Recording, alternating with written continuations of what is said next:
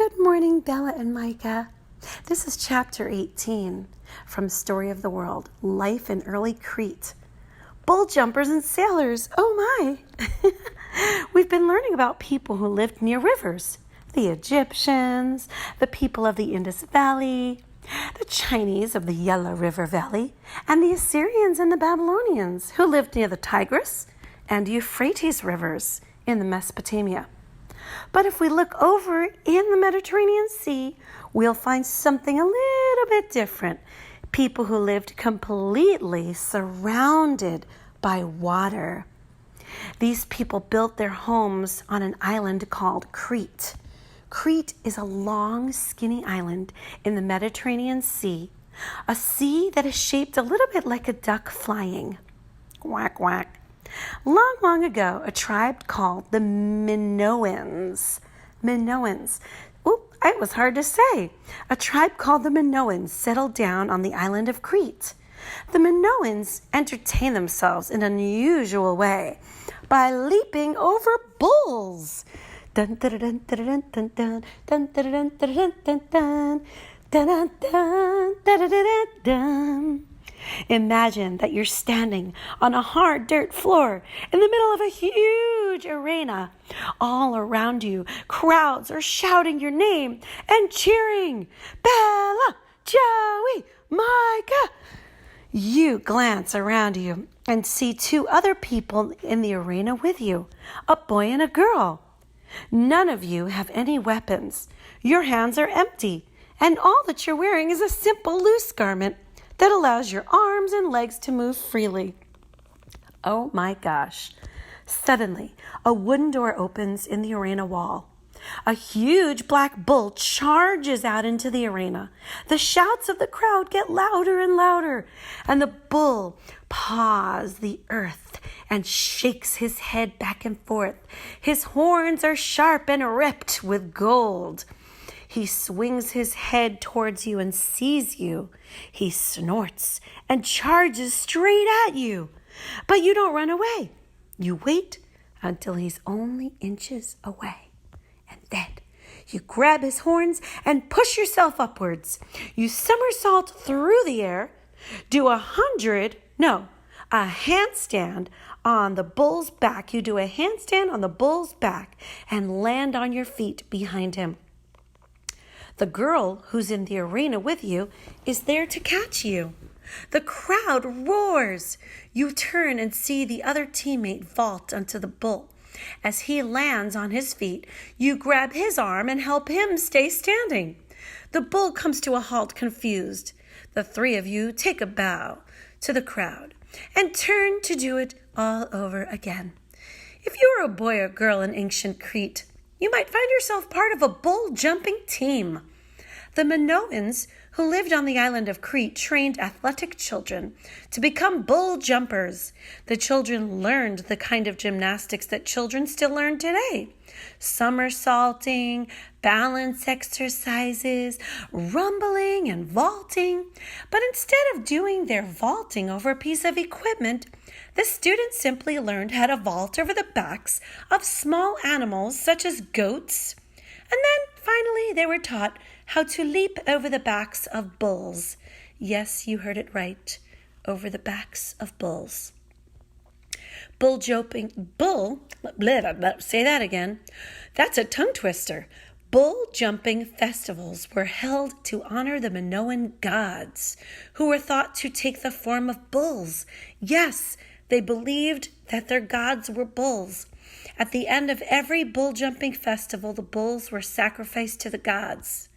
Oh my, let me repeat that. Bull jumping festivals were held to honor the Minoan gods, who were thought to take the form of bulls, not that they were bulls. At the end of every bull jumping festival, the bulls were sacrificed to those gods. During festivals, people came from all over Crete to cheer for the bull jumpers. Yay, bull jumpers! Bull jumpers were treated like royalty. They were given the best food and the nicest places to live. They were showered with presents of gold and jewelry and beautiful clothes. But bull jumping was a dangerous sport. Because bull jumpers were often killed by the bulls they were supposed to leap over, few bull jumpers lived past the age of 20. Oh no. The Minoans were known both for bull jumping and for ship building. In ancient times, the Mediterranean Sea was full of pirates. No one ruled the sea. It was controlled by bandits who sailed their small boats near the shore. Those bandits attacked and robbed anyone who ventured out into the water. Kings of the ancient world had learned how to build strong armies that fought on land, but none of them knew how to build big ships to carry their soldiers out onto the water. So the pirates roamed free on the Mediterranean Sea. Can I hear an "arr"? Arr! But the king of the Minoans was different. He knew the Minoans had to be able to sail safely across the Mediterranean Sea to land, so they could trade with other countries. So the Minoan king ordered his craftsmen to build great ships that he could use to wipe out the pirates and patrol the Mediterranean Sea.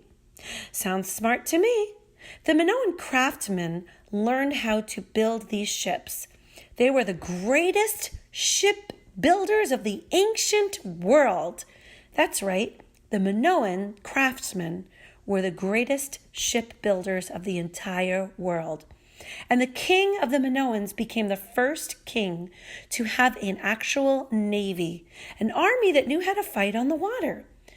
This navy drove the pirates out of the Mediterranean Sea and carried Minoan traders to other ancient countries so they could buy and sell goods. The Minoan navy became the strongest in the world. It was so strong that the greatest palace of Crete didn't even have walls. No invaders could land on Crete's shores because the navy kept them away. This is the end of the story of the world. I hope you enjoyed. Bye-bye.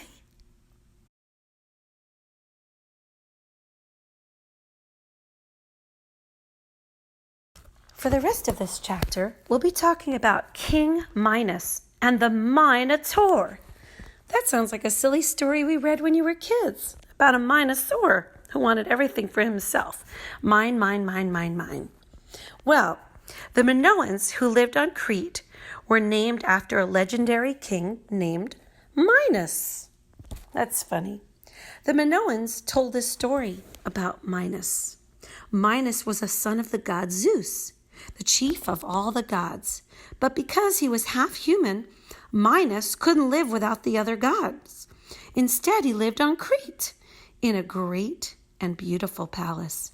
But this shining palace concealed a deep, dark secret. Below the foundation of the palace, in a maze so twisty and so complicated that no one could find their way in or out, there lived a horrible monster, the Minotaur. The Minotaur lived in the dark, but people whispered that he was half man and half bull, and that he ate human beings. Oh no! King Minos didn't want to feed his own people to the Minotaur, so he ordered the nearby city of Athens to send him victims for the Minotaur's dinner. Every year, Athens had to send 7 girls and 7 boys to King Minos, or else, he threatened, he would destroy their city. Year after year, the Athenians sent this dreadful tribute to Minos.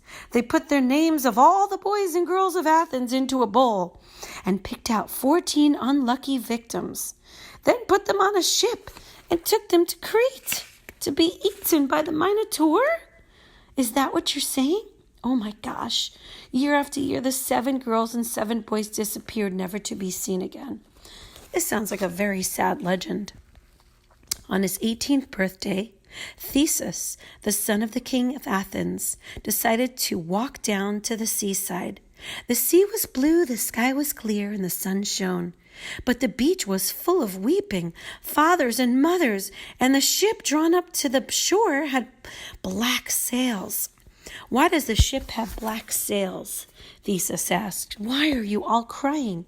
"Because our sons and daughters are going to Crete," one mother answered him. "They'll be eaten by the Minotaur, and we'll never see them again." Theseus was horrified. "Why didn't I know about this?" he demanded. "Because you are the prince," another father told him. "Your name is never put into the bowl with the names of the other young children of Athens. You'll never have to go to Crete and face the Minotaur." "But that's not right," Theseus said. "Let me go to Crete and place one of the young, oh my gosh, he said, let me go to Crete in the place of one of these young men and die for them. I'll face the Minotaur, and I'll try to kill him. If I succeed, we'll put a white sail on the ship instead of a black one and sail home to Athens. And no one will have to ever be sacrificed as a tribute to King Minos again." Theseus' father, King Aegean, begged him not to go. But Theseus, I hope I'm saying it right, was determined, and in the end, he had his way. He sailed to Crete with the other victims. On the shore of Crete, they were greeted by King Minos himself with his beautiful daughter. His daughter was named Ariadne. She was walking meekly behind him. "More food for the Minotaur," King Minos said with a great laugh. "Tonight you'll visit the bullman in the labyrinth, his maze beneath my palace." He sent the 14 victims to the prisons to Knossos to wait for nightfall. But Ariadne had fallen in love with Theseus at first sight. Just before dark, she found a torch, a sword, and a ball of wool, and crept secretly out of King Minos' palace, down to Theseus' prison cell. "Theseus," she whispered, "do you want to kill the Minotaur?" "Yes," Theseus answered, "but how can I?" He lives in the center of the labyrinth, and no one who gets into the maze can ever get out again." "I've brought you a torch to light your way," Ariadne said, "and a sword to kill the monster. Take this ball of wool and tie it to the doorframe of the labyrinth. Then drop the ball and let it roll forward.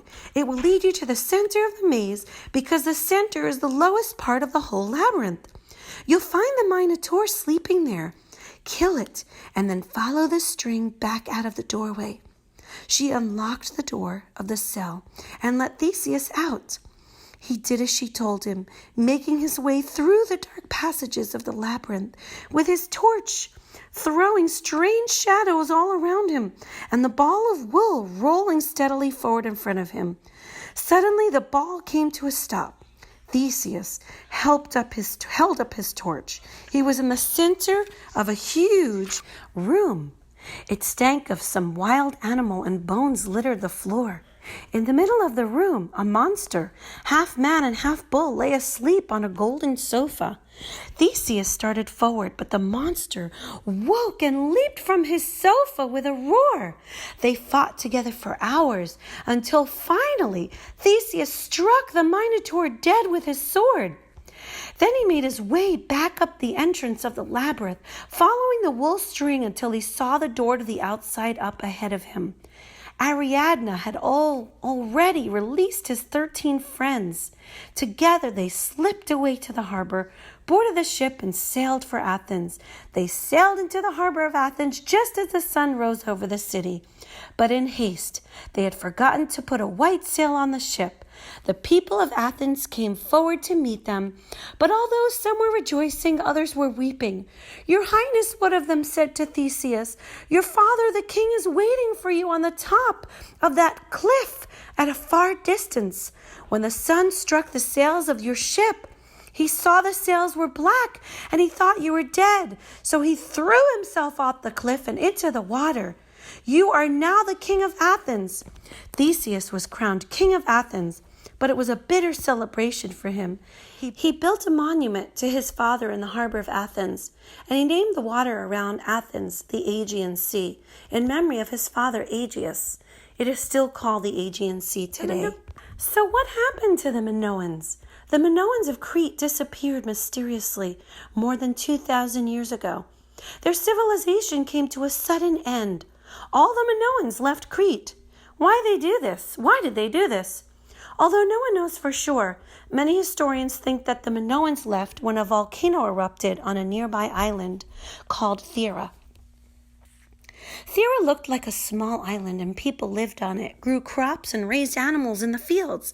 But Thera was actually the top of an active volcano that poked up from the Mediterranean Sea.